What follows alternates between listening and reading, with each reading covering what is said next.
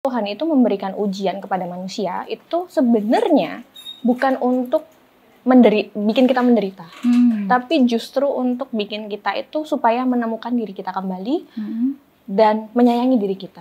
Standar kebahagiaannya mereka tuh justru diletakkan di orang lain gitu. Mereka tidak atau belum menyadari bahwa mereka tuh harusnya punya standar kebahagiaan sendiri. Bahagialah secukupnya dan berdukalah secukupnya. Semuanya tidak berlebihan, tidak gitu berlebihan, ya, secukupnya saja. Bahagia itu diciptakan, bukan menunggu, bukan dicari, tapi diciptakan. Siapa yang menciptakan? Ya diri kita sendiri. Selamat datang di podcast Ruang Bahagia, mengulik cerita dari orang-orang inspiratif tentang perjalanan hidup mereka untuk menemukan ruang bahagia dalam dirinya, bercerita, berbagi, dan memberi inspirasi, karena semua orang berhak untuk bahagia. Hai, Assalamualaikum. Berjumpa lagi dengan saya, Intan Nurlaili, tuan rumah dari podcast Ruang Bahagia di Radio Solo Pos. Lama banget ya kita nggak ketemu di ruang ini gitu, dan ketika kemarin beberapa waktu yang lalu kita menghadirkan narasumber yang sudah cukup senior nih gitu ya. Sekarang kita mau membahas ruang bahagia dari versi yang lain, dari sudut pandang yang lain. By the way, bagaimana kabar teman-teman hari ini? Semoga semuanya sehat, sebahagia saya hari ini. Kalau dulu nih ada Bu Febri gitu, kemudian ada Mbak Astrid, ada Pak Beng Mintoses yang sudah berbagi dengan kita terkait dengan ruang bahagia dalam diri mereka. Sekarang sudah hadir bersama saya nih bintang tamu kita nih yang satu ini, anak muda yang masih cukup muda nih, belum berumur banget gitu ya, tapi pengalamannya sudah luar biasa gitu ya. Kita sambut bersama Bella Zatija. Halo Mbak, terima kasih sudah. Selamat datang Bella di podcast Ruang Bahagia. Terima kasih banget sudah ngundang aku di podcast Bahagia ya namanya ini ya. Halo, panggilannya apa nih Mbak? Teman-teman aja. Oke, halo teman-teman. Salam kenal, saya Bella Zatija. Oke, gimana kabarnya hari ini? Alhamdulillah sehat, baik, walaupun puasa gitu ya, tapi tetap harus produktif, harus semangat. Oke, tak kenal maka tak sayang ya. Makanya kita sebelum kita ngobrolin nih tentang ruang bahagianya Bella, kita kenalan dulu nih.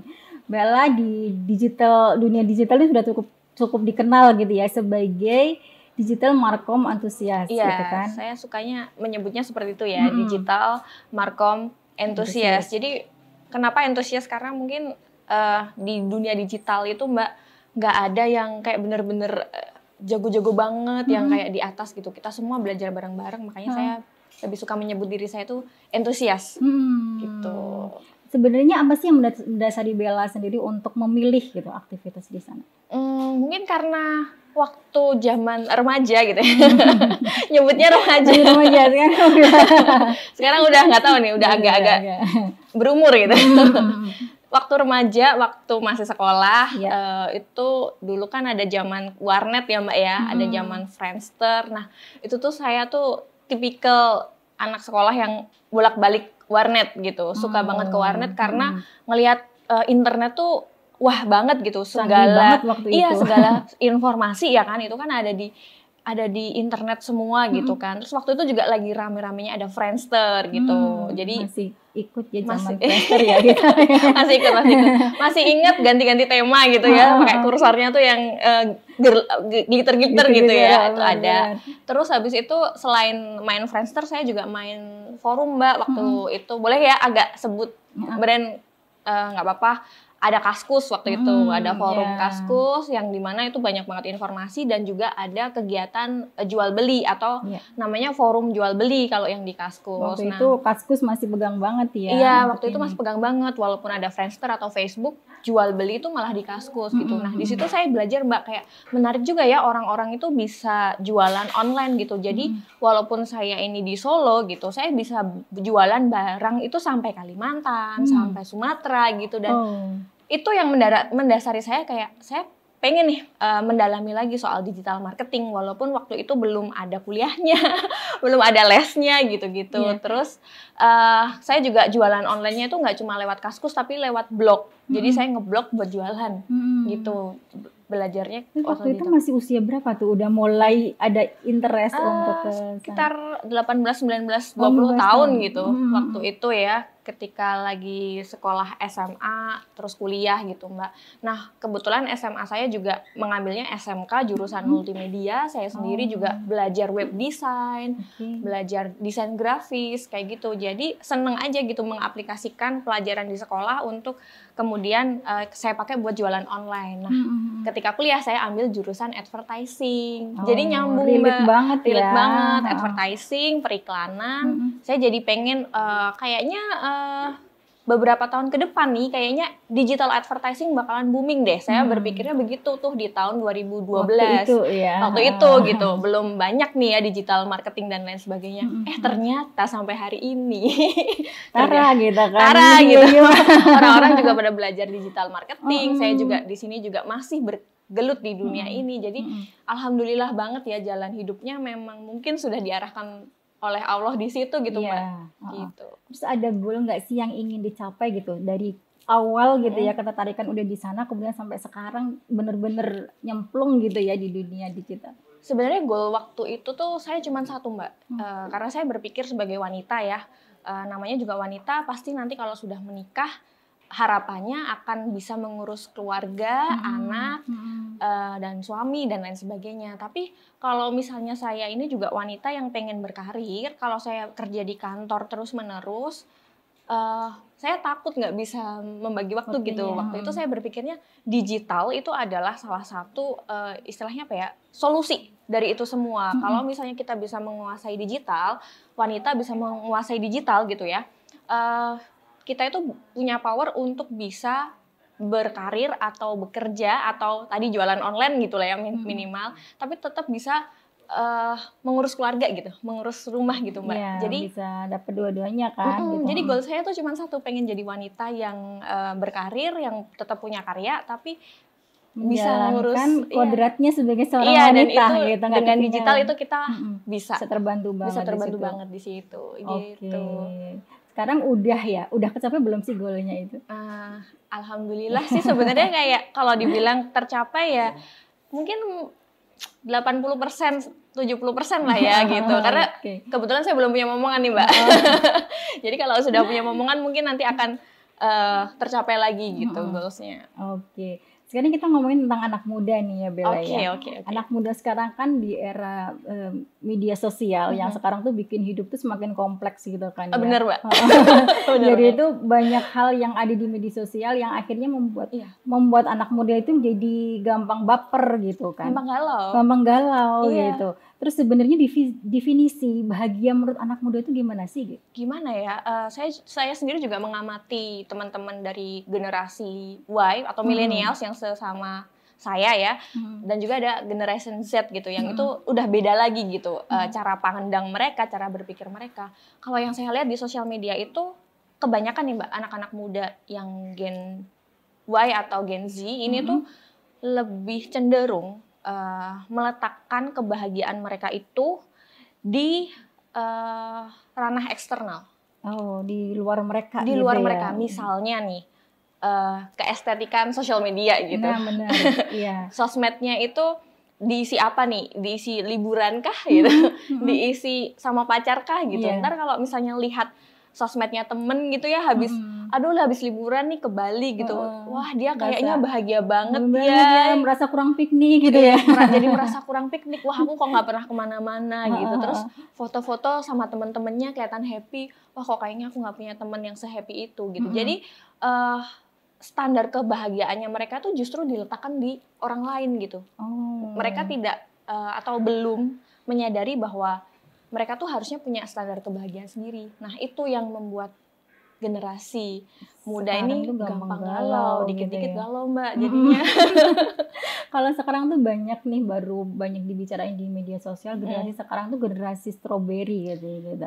Jadi kelihatannya tuh di luar tuh lebih menggoda gitu, maksudnya cantik gitu kan, tapi begitu dapat tekanan dikit udah langsung udah gimana tuh menurut Bella, setuju nggak tuh? Iya setuju sih, karena aku juga melihat dari teman-teman, juga melihat dari adik-adik ya yang sering ceritanya curhat gitu sama aku Hmm. gitu. Jadi anak-anak zaman sekarang tuh perlu lebih banyak di encourage gitu loh Mbak, perlu banyak di ayo kayak gitu. Karena ya itu tadi, mereka tuh gampang terpapar hal-hal yang bikin mereka tuh tidak bahagia itu. Jadi mereka juga nggak punya definisi juga kan kebahagiaan yang kuat di dalam dirinya. Jadi mereka ngambilnya definisi kebahagiaan orang lain. Kayak misal artis ini gitu, beliin mamanya iPhone. Dia jadi punya standar bahagianya dia Bahagianya adalah itu memberikan orang tuanya sesuatu gitu misalnya. Dan itu oh. mungkin susah bagi dia jadi belum Akhirnya- tercapai nih Mbak. Udah aduh udah down gitu. dulu Udah gitu down dulu kan. gitu. Oke. Kalau Bella sendiri nih, Bella kan tumbuh di era milenial ini juga gitu kan Iya. ya, yang banyak ngerti bagaimana sih anak-anak muda sekarang begitu. Kemudian sekarang juga banyak tantangan yang memang harus dihadapin lebih besar gitu tantangannya di anak sekarang. Kalau menurut Bella, tantangan yang dihadapi anak muda sekarang apa sih yang paling besar gitu, yang bikin mereka tadi ya, selain tadi mereka melihat bahagia itu dari luar diri mereka, sebenarnya mereka ada apa sih gitu yang dihadapi di era sekarang ini?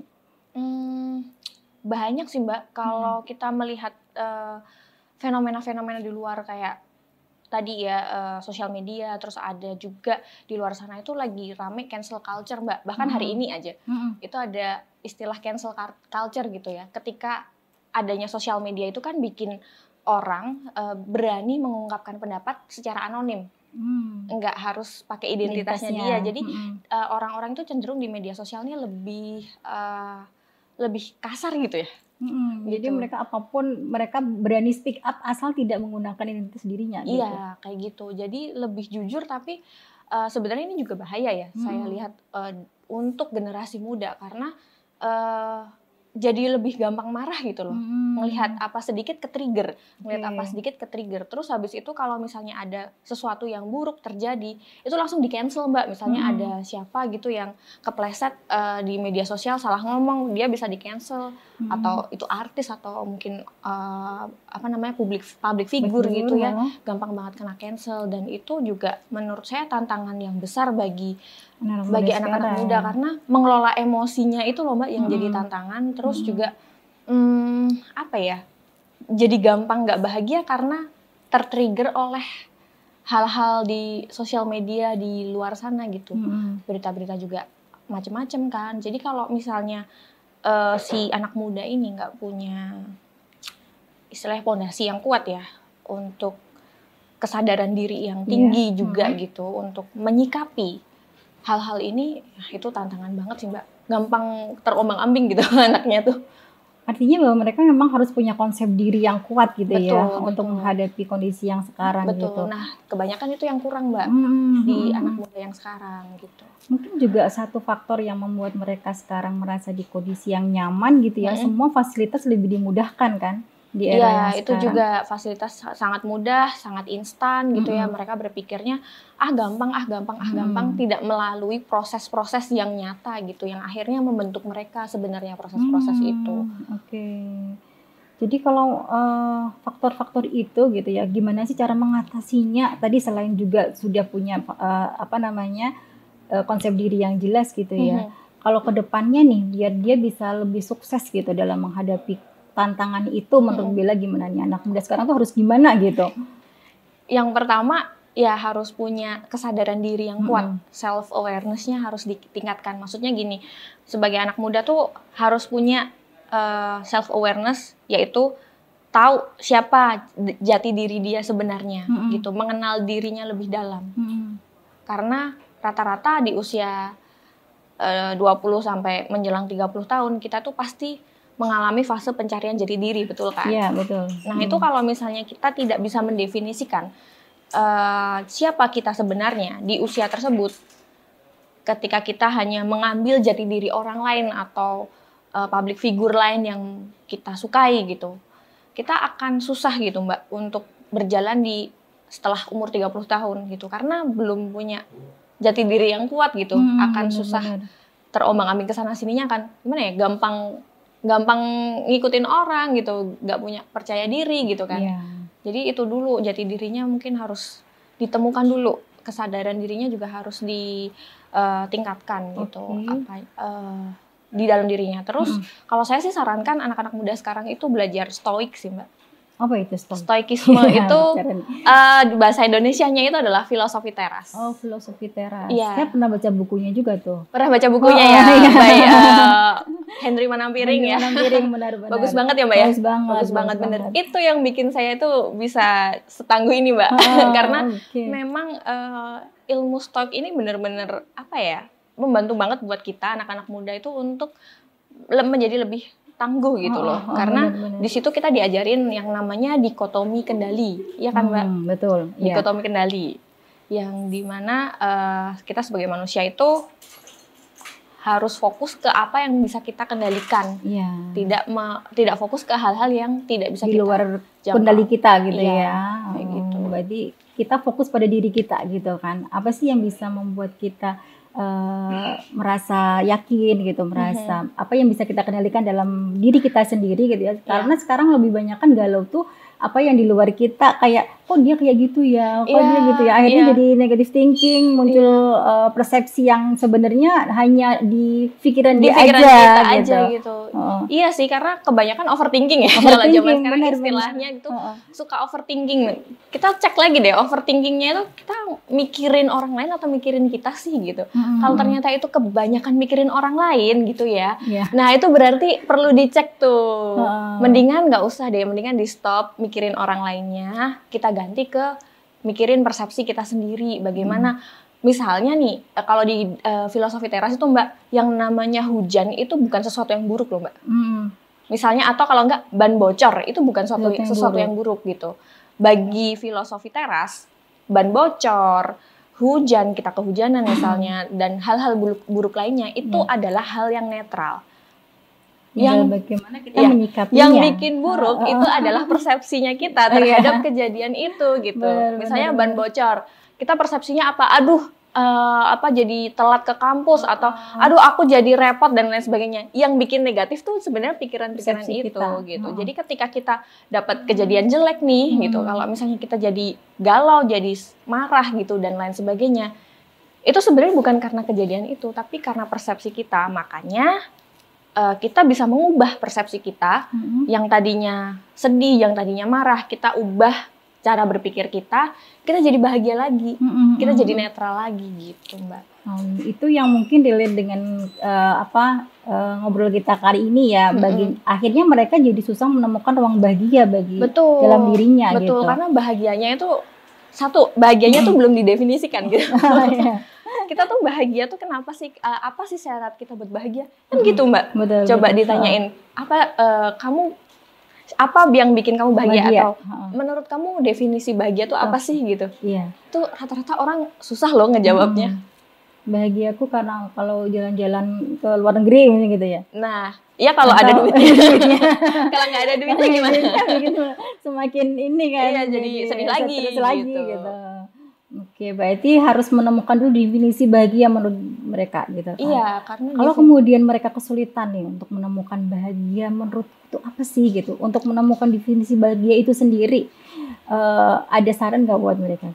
Kalau saran saya sih lebih banyak self talk ya, atau ngobrol sama diri sendiri gitu. Karena kebanyakan kita tuh ngobrol sama orang, tapi tuh kita lupa ngobrol sama diri sendiri. Gitu ya? Iya. Kapan terakhir kali saya ngobrol dengan diri saya ya? Kapan terakhir kali Mbak Intan ngobrol sama dirinya sendiri yang benar-benar berdua, nggak berdua ya, sendiri, terus habis itu ngobrol nih, dengerin diri sendiri itu pengen apa sih, diri sendiri itu lagi pengen ngomong apa sih, kayak gitu. Itu yang jarang dilakukan orang Mbak. Betul kali ya. Jadi akhirnya kita memang harus paling tidak mengambil jeda gitu ya pada diri kita untuk bisa kemudian berpikir lagi, ini saya pengennya apa gitu. Kemudian untuk kita bisa menemukan arti jati diri kita, arti bahagia buat kita, dan akhirnya menghargai diri kita sendiri. Betul. Itu penting banget ya. Penting banget Mbak, karena kalau misalnya diri kita sendiri itu kesulitan untuk mengenali diri, bahkan menerima diri sendiri gitu. Ketika kita keluar ke masyarakat, kita menerima penolakan, kita gampang banget.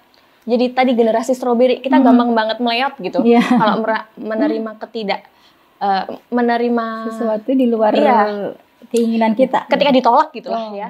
Ketika ditolak itu langsung meleot gitu loh. Karena kita sendiri aja tuh tidak menerima diri kita sendiri.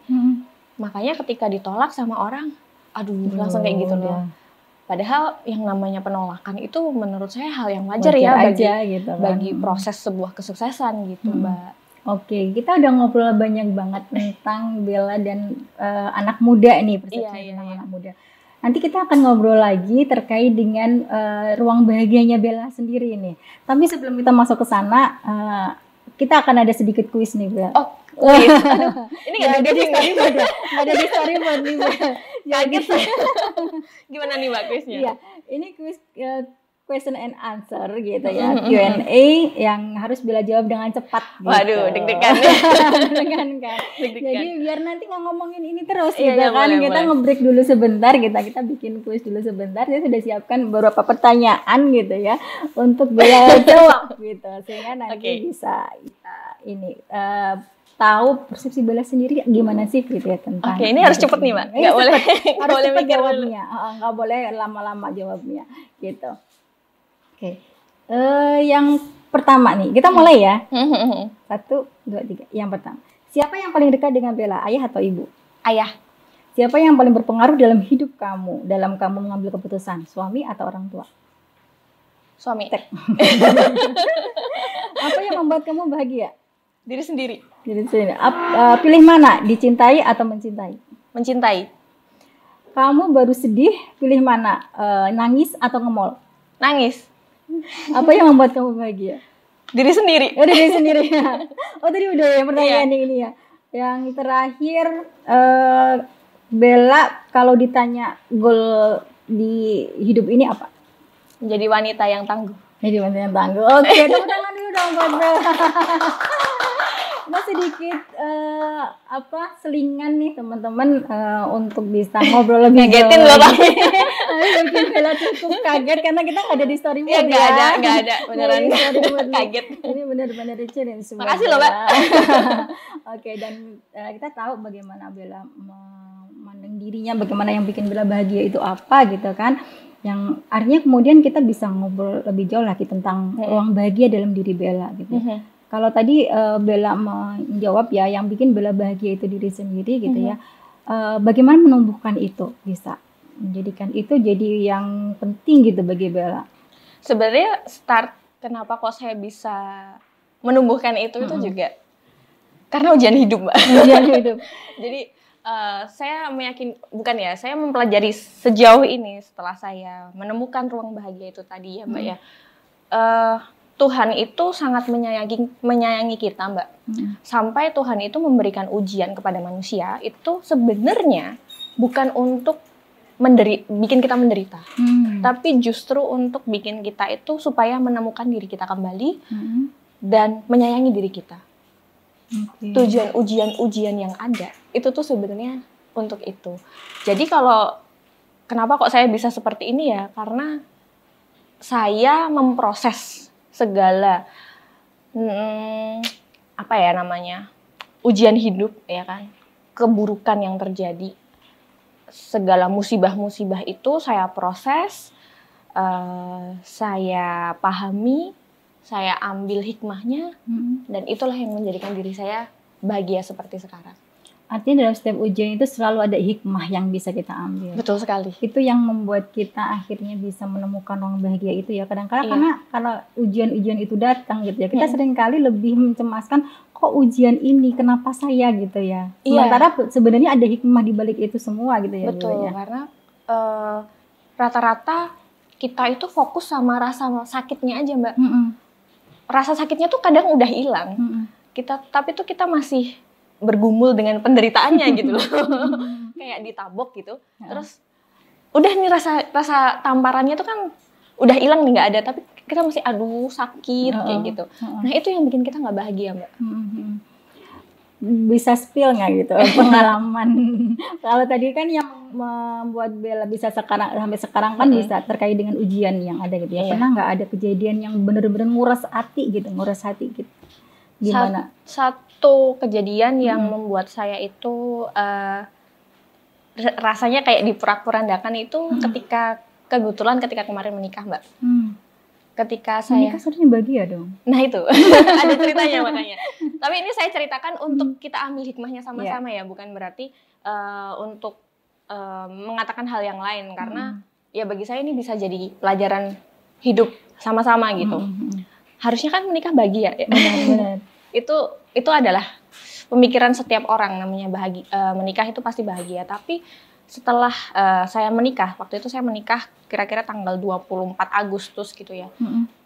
5 hari setelah saya menikah itu bapak mertua saya meninggal, Mbak. Oh, oke. Dan itu sangat mendadak sekali. Bahkan waktu itu suasananya itu masih euforia ya, maksudnya masih selamatan gitu kan. Keluarga-keluarga besar juga masih ada di rumah gitu kan. Bahkan saya pun juga belum sempat pulang ke rumah, kayak saya masih ada di tempat pernikahan gitu kan. Tapi waktu itu kita dengar kabar duka yang sangat mendadak, yaitu bapak mertua saya meninggal. Setelah itu ya sehari 2 hari ya saya nangis memang gitu kan. Terus setelah sebulan 2 bulan kemudian itu saya merasakan hal yang seperti ini. Ini saya habis nikah nih, Mbak. Tapi saya juga habis kehilangan sosok mertua saya gitu. Ini saya boleh sedih apa boleh bahagia sih sebenarnya gitu. Karena kan kalau kita membicarakan pernikahan itu bahagia, tapi kehilangan seseorang itu menyedihkan. Betul. Jadi di situ saya bingung, Mbak, untuk istilahnya apa ya, memproses perasaan saya ini tuh saya harus sedih atau harus bahagia sih. Kalau bahagia saya boleh nggak, karena kan suasananya masih berkabung. Tapi kalau saya sedih, saya dibilang nggak bersyukur sama karena pernikahan kemarin. Iya gitu loh. Jadi itu tuh benar-benar bikin saya tuh kayak mati rasa gitu loh, Mbak. Kayak bingung aja gitu, harus seperti apa gitu. Makanya waktu itu rasanya kayak mau ngapa-ngapain aja susah, mau bergerak aja susah, mau tetap berkarya aja susah, karena saya masih ada tanggungan perasaan itu tuh yang saya nggak tahu harus digimanakan gitu. Nah setelah saya mencari jawabannya, oh ternyata ini semua harus diproses. Rasa dukanya ini harus diproses dulu. Jangan ditolak gitu. Jangan ditolak gitu. Walaupun nih misalnya kalau ada orang yang bilang mungkin itu kan bapak mertua kamu, itu kan bukan bapak kandung kamu, tapi rasa sakitnya sama loh. Rasa sakitnya sama loh.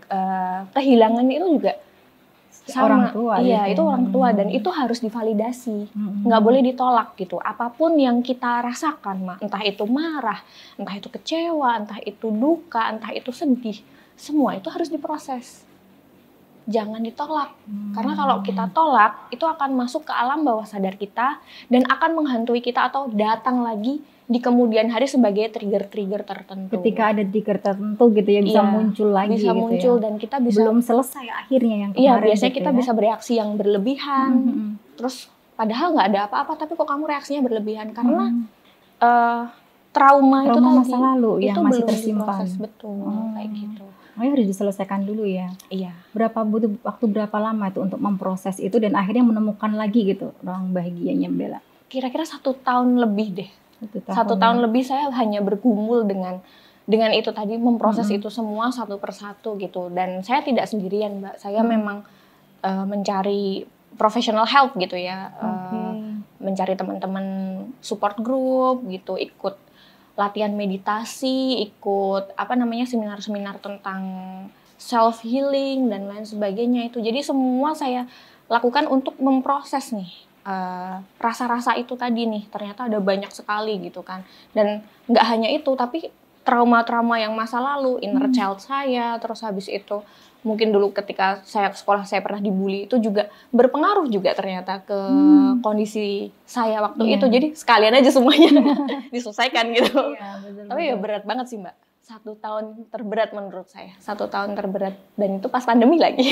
Pandemi ya, dan harus menyelesaikan banyak PR ternyata ya. Banyak luka yang belum belum sembuh banget gitu ternyata ya. Gitu. Dan baru sadarnya baru sadar tuh setelah kita melihat ke dalam diri lagi, Mbak. Maksudnya kita melakukan self talk itu loh. Jadi sadar, oh ternyata aku tuh punya luka ini. Oh ternyata tuh aku punya luka ini, seperti itu. Oke, jadi memang teman-teman kalau mempunyai rasa kecewa gitu ya, atau rasa trauma atau sakit gitu ya tentang seseorang gitu ya, atau pengalaman sesuatu, kita harus selesaikan dulu gitu. Kita biarkan itu berproses dalam diri kita, jangan kita tolak, karena ditolak itu justru nanti akan menjadi tersimpan dalam jadi bom waktu. Dalam bom waktu ya, dalam alam bawah sadar gitu ya, Iya. yang bisa tertrigger ketika ada sesuatu yang terjadi. Bahkan mungkin itu bisa lebih dahsyat lagi ya. Ininya. Betul. Bahkan misalnya kita sekarang ini nih, kita coba sadari gitu teman-teman, ada nggak kejadian yang bikin teman-teman itu bereaksi berlebihan? Nah itu bisa jadi triggernya. Itu kalau didalami lagi, itu akan dapat jawabannya. Kenapa kok saya bereaksi seperti ini? Harusnya kalau misalnya saya itu normal-normal aja, maksudnya udah nggak ada trauma dan luka, harusnya saya tidak bereaksi seperti ini. Harusnya netral-netral aja, tapi saya bereaksi misalnya kecewa, marah, malah jadi ngata-ngatain orang, gitu-gitu kan misalnya. Itu kenapa? Itu pasti ada akarnya. Gitu. Kalau sekarang sedang ada yang berada di posisi yang seperti itu nih Bella, masih ada luka masa lalu dan sebagainya gitu ya. Terus dan mereka belum menemukan solusinya nih gitu. Ada sih yang atau tempat gitu ya, atau suggest buat teman-teman gitu ya, di mana sih mereka bisa paling tidak mencari, itu kan komunitas sangat penting juga ya untuk support system bagi mereka bisa lepas gitu ya dari trauma itu. Yang dulu kemarin sempat Bella jalanin itu di mana gitu, kalau di lingkup Solo ini mungkin ya. Kebetulan saya waktu itu online sih Mbak. Oh online. Karena jujur di Solo itu jarang ya. Jarang ya. Yang seperti itu jarang. Jadi saya waktu itu online, tapi kalau misalnya teman-teman tertarik untuk memproses gitu ya, teman-teman bisa kok ke psikolog gitu. Ke psikolog siapapun gitu ya, yang teman-teman merasa cocok juga boleh gitu. Yang awalnya itu kita harus menggali dulu akar dari trauma respons atau trigger-trigger itu tuh apa, dan itu bisa ke psikolog atau ke teman dekat sebenarnya, atau ke praktisi self healing yang memang ada, praktisi meditasi dan lain sebagainya gitu. Kalau saya suka follow Mas Aji Santoso Putro sih Mbak. Itu bisa nih dicek ya, Mas Aji Santoso Putro. Dicek itu quotes-quotesnya sangat menenteramkan hati gitu ya rasanya. Nah, jadi bisa kemana aja sih Mbak sebenarnya? Ke yang orang-orang yang menurut kita nyaman untuk bercerita gitu dulu. Menemukan teman yang bisa diajak untuk ngobrol gitu ya. Kayak gitu. Itu dulu. Setelah itu nanti baru mungkin teman-teman akan dapat kok arahan selanjutnya. Misalnya, luka kamu ini harus diterapi dengan metode ini gitu. Kalau saya biasanya kebanyakan meditasi sih. Meditasi, belajar meditasi gitu. Belajarnya pun saya lewat Netflix, nggak yang harus ke kelas, tapi kadang juga saya ikut kelas online seperti itu. Macam-macam. Teman-teman mungkin bisa mencari juga ya, banyak sekarang di online juga banyak yang pasti jangan dipendam sendiri gitu. Betul, yang pasti jangan dipendam sendiri, jangan ditolak juga. Jangan ditolak juga, diterima saja segala rasa yang ada gitu ya. Iya benar. Mau sedih, mau kecewa, mau marah gitu. Makanya tadi ditanyain Mbak Intan kan, kalau misalnya saya sedih atau apa tadi ya Mbak, saya bilangnya nangis, bukan ke mall. Bukan ke mall ya, biasanya kalau sekarang kan banyak yang lagi stres gitu, belanja itu jadi solusi. Iya, itu namanya mengabaikan gitu ya perasaannya. Harus nangis kalau saya. Kalau misalnya memang harus sedih, harus nangis. Tapi nggak boleh nangis yang berlarut-larut. Nangisnya ya sudah secukupnya saja. Saya punya satu moto Mbak. Apa? Bahagialah secukupnya dan berdukalah secukupnya. Semuanya tidak berlebihan. Tidak gitu berlebihan. Ya, secukupnya saja. Kalau udah bahagia ya cukup, nggak boleh terlalu nanti jadi euforia gitu loh. Tapi kalau berduka juga boleh secukupnya. Tadi satu momen yang bikin Bella sangat sedih banget gitu ya. Ada nggak satu momen yang bikin bahagia banget gitu? Banyak Mbak. Banyak. Momen sekarang aja menurut saya tuh bahagia banget. Jadi ketika saya sudah bisa mempunyai definisi bahagia, terus juga bisa memproses segala emosi saya Mbak.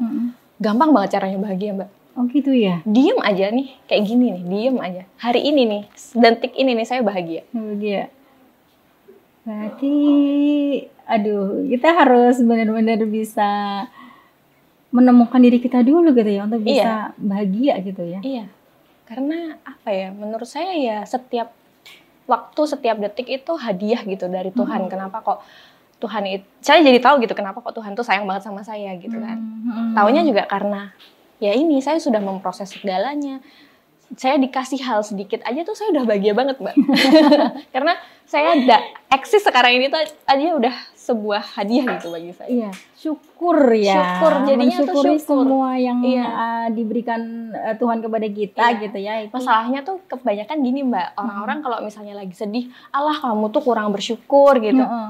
Sebenarnya untuk mencapai rasa syukur itu Syukur itu. tadi, itu prosesnya panjang. Jadi kita nggak bisa bilang-bilang gitu aja sama orang yang lagi sedih.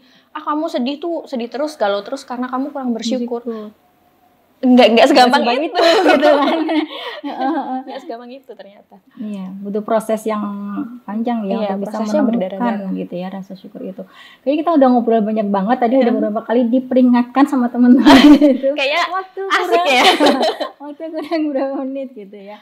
Mungkin closing statement nih Bella untuk di akhir podcast Ruang Bahagia kali ini buat teman-teman semua yang dibagi. Oke, buat teman-teman yang nonton Ruang Bahagia ini, aku cuma mau kasih satu pesan bahwa bahagia itu diciptakan, bukan menunggu, bukan dicari, tapi diciptakan. Siapa yang menciptakan? Ya diri kita sendiri. Makanya teman-teman yang merasa kurang bahagia, coba deh ngelihat ke diri sendiri lagi. Apa sih yang diri sendiri ini inginkan? Di situ teman-teman akan mendapatkan jawabannya dan nantinya akan bisa bahagia. Wow, close dong buat Bella. Terima kasih luar biasa sekali closing statementnya dan ngobrolan kita sepanjang waktu ini gitu ya. Pastinya banyak inspirasi yang bisa teman-teman dapatkan ketika menyimak podcast kali ini. Terima kasih Bella atas Terima kasih kehadirannya banyak, Mbak di Intan. waktu ini. Semoga kita bisa bertemu lagi Amin, dan di amin. kesempatan dan semoga sepanjang waktu kita bisa bahagia. Amin, amin. Ya Rabbal Karena Alamin. memang banyak hal yang harus kita selesaikan ketika kita ingin mendapatkan ruang bahagia dalam diri kita, termasuk menemukan diri kita, teman-teman, dan juga mensyukuri semua yang kita miliki. Jangan meng-compare dengan orang lain apa yang kita miliki gitu ya, syukuri apa yang ada gitu ya, dan pastinya semua akan bisa menemukan satu titik bahagia buat teman-teman semuanya. Oke, terima kasih podcast kali ini. Saya Intan Nurlaili. Sampai ketemu lagi di episode selanjutnya. Dadah, Assalamualaikum.